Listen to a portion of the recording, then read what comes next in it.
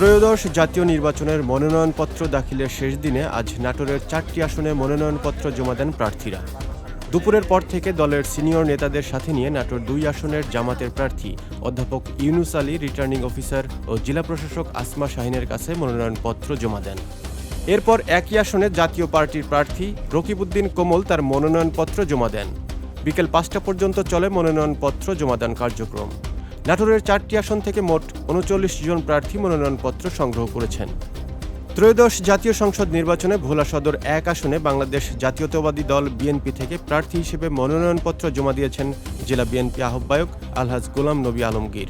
আজ বিকাল 4টার দিকে ভোলা জেলা প্রশাসক কার্যালয়ে উপস্থিত হয়ে রিটার্নিং অফিসার ও জেলা প্রশাসক ডাক্তার শামীম রহমানের হাতে তার মনোনয়নপত্র জমা দেন। মনোনয়নপত্র জমাদানের সময় গোলাম নবী আলমগীরের সঙ্গে উপস্থিত ছিলেন বিএনপির স্থানীয় নেতাকর্মীরাও। এ সময় গোলাম নবী আলমগীর নির্বাচনে অংশগ্রহণের মাধ্যমে গণতান্ত্রিক অধিকার প্রতিষ্ঠা ও এলাকার উন্নয়নে কাজ করার প্রত্যয় ব্যক্ত করেন। আমাদের প্রত্যাশা, মানুষের প্রত্যাশা অনেক কিছু।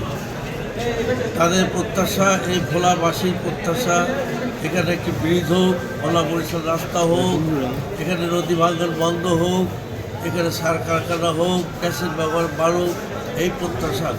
এখানে মেডিকেল কলেজ, তারপর জাতীয় বিশ্ববিদ্যালয়, প্রত্যাশা তো থাকবে। একটি দেশের স্বাধীন দেশের প্রত্যাশা, যদি তারা প্রত্যাশা সেই জন্য আমাদের উপর, বিশেষ করে জাতীয়তাবাদী দলের উপর তাদের প্রত্যাশা অনেক বেশি, অনেক বেশি। এর আগে গতকাল বিজেপির চেয়ারম্যান আন্দালিব রহমান পার্থের পক্ষে এই আসন থেকে মনোনয়নপত্র জমা দেওয়া হয়। আন্দালিব পার্থর ঢাকা 17 আসনে নির্বাচন করার কথা ছিল।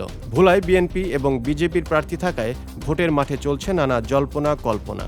এছাড়া জামাতের পক্ষ থেকে অধ্যক্ষ নজরুল ইসলাম সহ অন্যান্য প্রার্থীরা তাদের মনোনয়নপত্র জমা দেন।